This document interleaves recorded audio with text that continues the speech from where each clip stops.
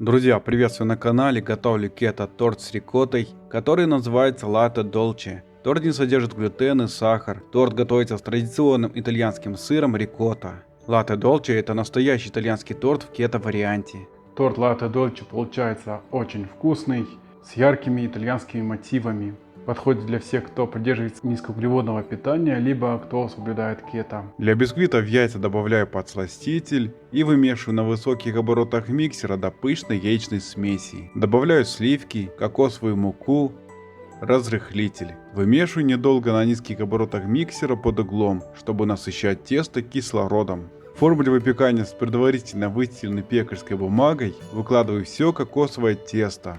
Распределяю тесто по всей площади формы.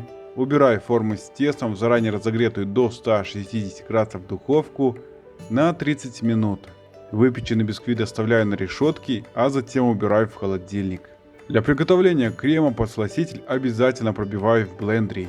Если нет в наличии блендера, пробить сухой подсластитель можно в кофемолке. Стеклянную емкость с венчиками для вымешивания специально заморозил в морозильной камере, чтобы творожный сыр случайно не расслоился. Для приготовления крема я выбираю проверенный бренд Банфеста, производство Беларусь. С Банфеста все любые десерты превращаются в сладкий праздник.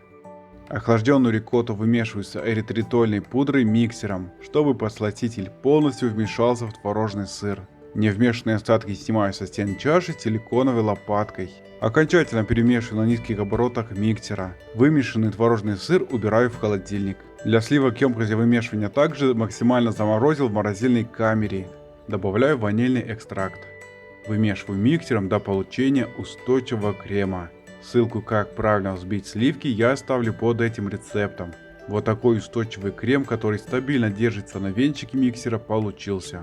Взбитые сливки выкладываю в рикотту, вымешиваю миксером, чтобы получился плотный творожный крем. А если у вас нет в наличии жирных сливок, приготовить этот крем можно со сливочным маслом. Ссылку на рецепт крема с рикоттой и сливочным маслом я оставляю также в этой публикации. Крем получился устойчивый и гладкий. Он плотный и хорошо держит форму. Это идеальный кето-крем с рикоттой и сливок для тортов. Холодный бисквит разрезаю на 2 бисквитных коржа. Я выпекал в 20 форме. Если вам нужен бисквит пышнее, выпекайте 18. Внутри коржи очень пористые. На подложку для сборки торта наношу немного крема для устойчивости. Устанавливаю первый бисквитный корж, выкладываю большую часть крема. Осторожно распределяю крем по всей площади выпечки волшебной палеткой.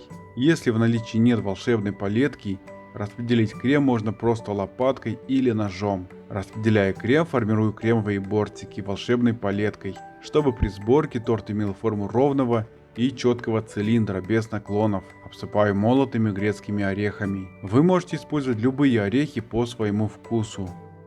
Сверху закрываю вторым коржом. Устанавливаю доску и осторожно фиксирую доску на торте, чтобы выровнять торт.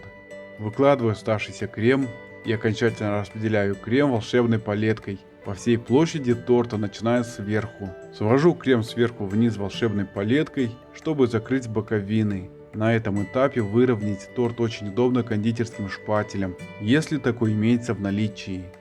Дополнительно сверху торта делаю узор волшебной палеткой в виде кремовой спирали. Декорирую торт дробленными грецкими орехами. Убираю торт в холодильник для стабилизации минимум на 2 часа.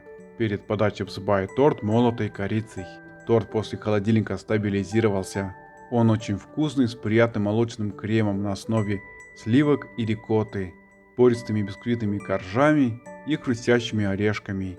Торт понравится всем, кто не употребляет сахар, глютен или придерживается кето. Обязательно приготовьте, я уверен, торт вам понравится.